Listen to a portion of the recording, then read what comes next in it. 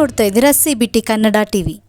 ಅಖಿಲ ಭಾರತ ವೀರಶೈವ ಲಿಂಗಾಯತ ಮಹಾಸಭಾ ಕೆಆರ್ಪೇಟೆ ತಾಲೂಕು ಚುನಾವಣೆಯಲ್ಲಿ ನಾಡಬೋಗನಹಳ್ಳಿ ಗ್ರಾಮದ ಸುಜೇಂದ್ರ ಕುಮಾರ್ ರವರು ಗೆಲುವು ಸಾಧಿಸಿದ ಹಿನ್ನೆಲೆ ಕೆಆರ್ಪೇಟೆ ತಾಲೂಕಿನ ಕಾಪನಹಳ್ಳಿ ಗ್ರಾಮದ ಗವಿಮಠದ ಶ್ರೀ ಶ್ರೀ ಶ್ರೀ ಸ್ವತಂತ್ರ ಸಿದ್ಧಲಿಂಗೇಶ್ವರ ಶಿವಯೋಗಿಗಳ ಸನ್ನಿಧಾನದಲ್ಲಿ ದೇವರಿಗೆ ಪೂಜೆ ಸಲ್ಲಿಸಿ ನಿರ್ದೇಶಕರುಗಳು ಹಾಗೂ ಸಮಾಜದ ಮುಖಂಡರುಗಳು ಜೊತೆ ಸಿಹಿ ಹಂಚಿ ಸಂಭ್ರಮಿಸಿದರು.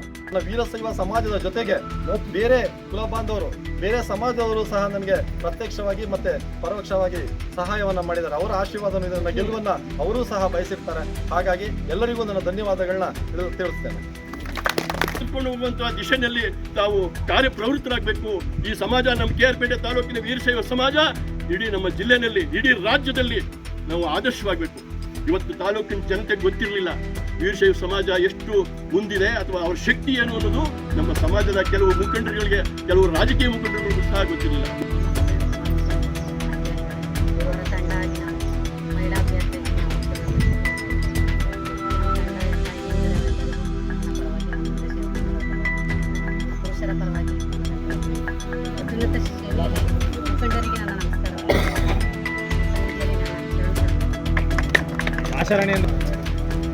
ವೀರಶೈವ ಬಾಂಧವರಲ್ಲಿ ನನ್ನ ನಮಸ್ಕಾರಗಳನ್ನು ಮಾಡ್ತಾ ಈ ದಿನ ಸ್ವತಂತ್ರ ಸಿದ್ಧಲಿಂಗೇಶ್ವರ ಸ್ವಾಮಿಯ ಸನ್ನಿಧಿಯಲ್ಲಿ ಅವರ ಪಾದಾರ್ಧ ಪೀಠಗಳಿಗೆ ನಮಸ್ಕರಿಸುತ್ತಾ, ಹಾಗೆ ಎಲ್ಲ ನನ್ನ ಹಿರಿಯ ವೀರಶೈವ ಮುಖಂಡರುಗಳು ಅವರ ಪಾದಾರ್ಧಗಳಿಗೆ ನಮಸ್ಕಾರವನ್ನು ಮಾಡ್ತಾ, ಹಾಗೆ ನನ್ನ ಜೊತೆಯಲ್ಲಿ ಇರ್ತಕ್ಕಂತಹ ನನ್ನ ಎಲ್ಲ ತಂಡದವರು, ನಿರ್ದೇಶಕ ತಂಡದವರು, ಮಹಿಳಾ ತಂಡದವರು ಮತ್ತು ಪುರುಷ ತಂಡದವರು, ಹಾಗೆ ನನ್ನ ಎಲ್ಲ ಮತ ಬಾಂಧವರುಗಳು ನನ್ನ ಮತವನ್ನು ಹಾಕಿ ಈ ಒಂದು ಚುನಾವಣೆಯಲ್ಲಿ ನನ್ನ ಗೆಲುವಿಗೆ ಕಾರಣವನ್ನು ಮಾಡಿರ್ತಕ್ಕಂಥ ಎಲ್ಲ ನನ್ನ ಮತ ಬಾಂಧವರಿಗೆ ನನ್ನ ಅನಂತ ಧನ್ಯವಾದಗಳನ್ನು ಅರ್ಪಿಸುತ್ತಾ, ಇವತ್ತು ನನ್ನ ಈ ಗೆಲುವು ಇದು ನನ್ನ ಗೆಲುವಲ್ಲ ಅಂತ ನಾನು ಹೇಳಲಿಕ್ಕೆ ಇಷ್ಟಪಡ್ತೀನಿ.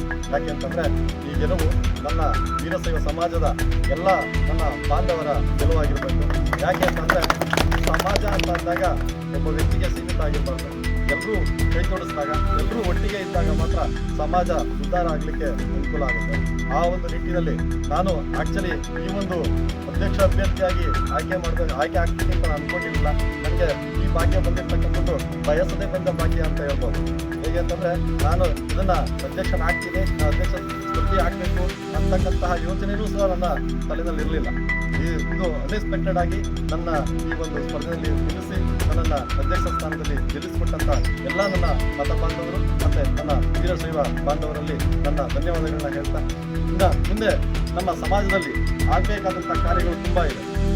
ಏನನ್ನು ತುಂಬ ಈಗ ಬಸವ ಭವನ ಆಗ್ಬೋದು, ಇಲ್ಲ ನಮ್ಮ ಇರ್ತಕ್ಕಂಥ ವಿದ್ಯಾರ್ಥಿ ನಿಲಯಗಳಾಗ್ಬೋದು, ಹಾಗೆ ನಮ್ಮ ಸಮಾಜದಲ್ಲಿ ಇರ್ತಕ್ಕಂಥ ನಿವೇಶನಗಳಾಗ್ಬೋದು, ಬಡವರ ಕಷ್ಟ ಕಾರ್ಪಣ್ಯಗಳಿಗೆ ನಾವು ಎಲ್ಲರೂ ಸಹ ಒಟ್ಟಾಗಿ ಸೇರಿ ಅವರ ಕಷ್ಟಗಳಿಗೆ ನಾವು ಸ್ಪಂದಿಸ್ತಾ, ಎಲ್ಲ ಒಬ್ಬರಿಂದ ಆಗಲ್ಲ, ಎಲ್ಲ ನನ್ನ ಸಮಾಜ ಬಾಂಧವರು ಸಹ ಅದಕ್ಕೆ ಸಹಕರಿಸಬೇಕು.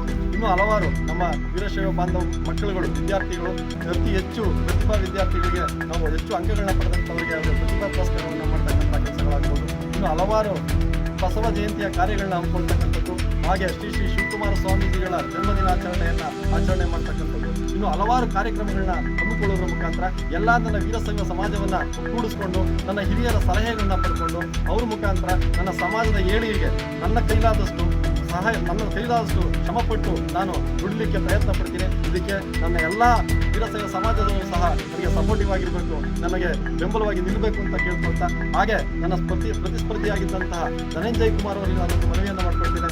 ಈಗ ಸ್ಪರ್ಧೆ ಅಂತಕ್ಕಂಥದ್ದು ಸೋಲು ಗೆಲುವು ಅದು ಸಾಮಾನ್ಯ, ಅದು ಯಾರಿಂದಲೂ ಅದು ಮೇಲೆ ನಿಶ್ಚಿತವಾಗಿರುತ್ತೆ. ಅದನ್ನು ಮನಸ್ಸಿಟ್ಕೊಳ್ಳದೆ ನನ್ನ ಎಲ್ಲ ವೀರಶೈವ ಬಾಂಧವರ ಜೊತೆ ನೀವು ಸಹ ನನ್ನ ಜೊತೆಯಲ್ಲಿ ಸೇರಿಕೊಂಡು ನಿಮ್ಮ ಸಲಹೆಗಳನ್ನ ನಮಗೆ ಕೊಟ್ಕೊಂಡು ನಮ್ಮ ಜೊತೆಯಲ್ಲಿ ಒಟ್ಟಿಗೆ ನಾವೆಲ್ಲರೂ ಸಹ ನಮ್ಮ ಸಮಾಜವನ್ನು ನಾವು ಉತ್ತಮ ರೀತಿಯಲ್ಲಿ ಬೆಳೆಸ್ಕೊಂಡು ಹೋಗ್ಲಿಕ್ಕೆ ಅನುವು ಮಾಡಿಕೊಡ್ಬೇಕು ಅಂತ ಹೇಳಿ ನಿಮ್ಮೆಲ್ಲರಿಗೂ ನನ್ನ ನಮಸ್ಕಾರಗಳನ್ನ ಮಾಡ್ತಾ ನನ್ನ ವಂದನೆಗಳನ್ನ